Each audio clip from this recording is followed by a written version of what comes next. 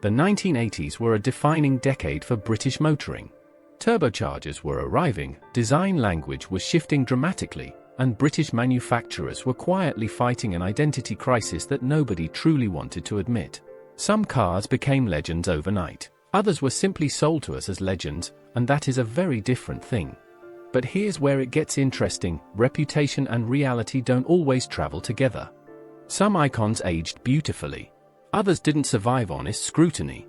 Stay with us, because the further you go, the more uncomfortable the truth becomes. And can you guess which British icon earns the #1 spot? Let's find out. Number 10. Aston Montego. When the Aston Montego arrived in 1984, British Leyland positioned it as their bold, modern answer to the Ford Sierra and the Vauxhall Cavalier. And on paper, the ambition was genuinely admirable. The Montego offered a spacious, practical family saloon with respectable engineering and a carefully considered interior layout for its time. But here's where it gets interesting: the market wasn't quite buying it. What most people forget is that the Montego launched into a climate of deep consumer distrust toward British Leyland products, a reputation earned painfully through the troubled 1970s. The build quality, though clearly improved, remained frustratingly inconsistent, and that inconsistency carried real consequences in the showroom. Its design language was clean but cautious, never daring enough to truly excite, never sharp enough to dominate the segment. The Montego sold respectably, but it never commanded the cultural authority it truly deserved. Would you still call it iconic? Number 9. Morris Ital. The Morris Ital arrived in 1980 carrying a name that promised Italian flair but delivered something considerably more humble. It was essentially a heavily facelift Morris Marina, a car already struggling against more modern European competitors. But here's the thing: that's not the whole story. The Ital represented something important in the context of British Leyland's ongoing survival effort. It kept a production line running, it kept workers employed, and it gave dealers a product to sell while newer models slowly made their way through development. And this is where the story shifts: the Ital was never truly meant to compete on design or engineering philosophy. It was a stopgap, sold as a successor. Almost no one talks about this today. The Ital's crisp, angular restyle by Ital design was actually well executed within its constraints. But reputation followed the Marina's shadow relentlessly. Does it deserve the mockery history gave it? Number 8. Triumph Acclaim. The Triumph Acclaim of 1981 holds a genuinely complex place in British automotive history. It was essentially a rebadged Honda Ballade, born from an unlikely Anglo-Japanese partnership that many saw as an admission of defeat. And in some ways, it was. But here's where it gets interesting: the Acclaim was actually a very good small car. Reliable, well-built, and refined in ways that British Leyland's own products had struggled to achieve for years. The Honda DNA brought engineering discipline that the Triumph name, by that point, desperately needed. What most people overlook is the political weight this car carried. It quietly signaled that British manufacturing needed a new philosophy to survive. The irony is that the Acclaim saved more jobs than it threatened. Its market positioning was sensible, its reception warm. But was wearing a Triumph badge really honest? And does that matter if the product itself was genuinely better? Number 7. Ford Capri MK3. The Ford Capri is one of the most romantically remembered cars in British motoring. By the time the MK3 late models reached their final years in the mid-1980s, something important had shifted. The car that once felt genuinely exciting had begun to feel its age. And this is where the story shifts. The late Capri was trading almost entirely on nostalgia, and Ford knew it. The engineering philosophy had barely evolved since the original launch. Driving dynamics that once felt sporting now felt soft and disconnected. Interior refinement lagged noticeably behind European rivals.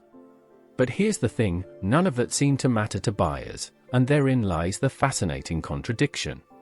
The Capri's cultural weight kept demand alive long after the car's mechanical reality could justify it. It sounds impressive, but there's a catch: love is a powerful substitute for objectivity. Was the legend the car, or just the memory? Number 6. Vauxhall Cavalier MK2. The Vauxhall Cavalier MK2, launched in 1981, was a genuinely competent and commercially successful family car. In terms of market positioning, it did almost everything right. Sales figures were extraordinary. At its peak, the Cavalier was one of the best-selling cars in Britain. But here's where it gets interesting: competence and charisma are not the same thing. The Cavalier's reputation grew partly through volume, partly through fleet sales, and partly through a very effective marketing philosophy that emphasized comfort and value over driving dynamics. What most people overlook is how little it truly excited motoring journalists of the era. The handling was agreeable but never involving. The design language was inoffensive but never distinctive. This is a car remembered as an icon of its decade, but if you examine the evidence honestly, it was really a brilliantly ordinary machine. And is brilliantly ordinary enough to call a true British icon? Number 5. MG Metro. When the MG Metro arrived in 1982, it carried one of the most beloved badges in British motoring history. The MG name evoked sports cars, racing heritage, and a certain romantic driving spirit. But here's where the story gets complicated.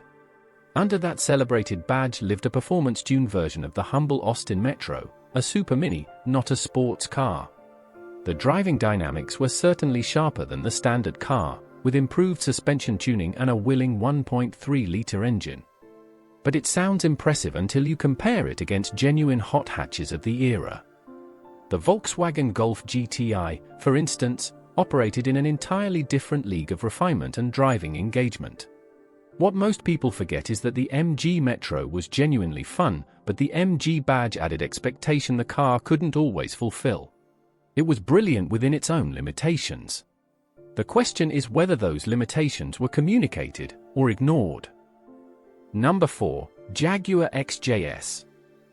The Jaguar XJS arrived in 1975, but it was in the early 1980s that its reputation truly crystallized, and where the complications began. For many, the XJS represented the pinnacle of British grand touring. Its long, low design language was dramatic and unmistakably distinctive. The interior carried genuine luxury, and the 5.3-litre V12 delivered a genuinely majestic driving experience at motorway speeds. But here's where it gets interesting. The early 1980 S-J-S carried a reliability reputation that was, to put it diplomatically, challenging. Build quality inconsistency, high running costs, and an engineering philosophy inherited from a company under severe financial pressure made ownership a complex experience. What most people overlook is that the same dramatic styling that attracted buyers also aged unusually quickly. The XJS was sold as a replacement for the legendary E-Type, a comparison no car could comfortably survive. Does it truly live up to that extraordinary inheritance? Number 3. Lotus Esprit Turbo. Few British cars of the 1980s carried more outright drama than the Lotus Esprit Turbo. Introduced in 1980, it arrived like a statement of intent, low, wedge-shaped, and powered by a turbocharged engine that could genuinely embarrass far more expensive machinery. And on a good day, with everything working as it should, the Esprit Turbo was a breathtaking driving machine. But here's where it gets interesting. On days when everything wasn't working quite as it should, life became considerably more complicated. The Esprit's engineering philosophy prioritized performance and handling sharpness over refinement and reliability. Cockpit noise levels were substantial. The driving position was compromised. And a small but persistent issue with build quality quietly followed the car throughout its production life. What most people forget is that this is a car celebrated in retrospect far more warmly than it was experienced in reality. Brilliant, provocative, flawed, and absolutely, defiantly British. Number 2. Range Rover. The Range Rover of the 1980s occupies a uniquely complicated position in British automotive history. Born in 1970 as a supremely capable off-road vehicle, it spent much of the 1980s undergoing a transformation into a luxury product, and that transformation is where the overrating conversation begins. The ambition was clear: Range Rover wanted to compete with the finest European luxury vehicles while retaining its extraordinary off-road capability. And this is where the story shifts: the execution, particularly in the early 1980s, struggled to match the ambition. Interior quality lagged behind German competitors. Technology updates were slow arriving. Reliability, for a product at this price point, remained a persistent concern. But here's the thing, none of that dimmed the cultural power of the Range Rover name. It carried an aspirational weight that transcended its shortcomings. Almost no one questioned it. The badge did the heavy lifting that the engineering sometimes couldn't. Number 1. Aston Martin Lagonda. And here we are. Number 1. The Aston Martin Lagonda, arguably the most polarizing and over-mythologized British car of the entire decade.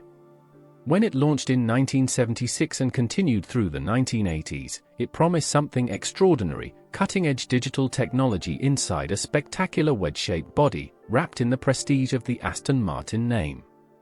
And the vision was genuinely breathtaking. But here's where it gets uncomfortable. The digital instrument cluster, revolutionary in concept, was notoriously unreliable in practice. Electrical systems that were supposed to represent the future of automotive engineering instead represented its most frustrating limitations. Buyers paying extraordinary sums found themselves confronted with systems that simply didn't function reliably. What most people overlook today is how much of the Lagonda's legend rests on how it looked rather than how it worked. It remains an icon of ambition, of vision, and of the enormous gap that sometimes exists between the two. What does this list ultimately tell us? It tells us that reputation is a powerful force, sometimes more powerful than the product it describes. The 1980s were a decade of enormous ambition in British motoring, a time when manufacturers reached further than they could always grasp. And there is something quietly beautiful in that. The gap between aspiration and reality is where the most interesting stories live. Which of these cars surprised you most? Let us know in the comments. And if you believe we've been unfair to any of them, we'd love to hear why.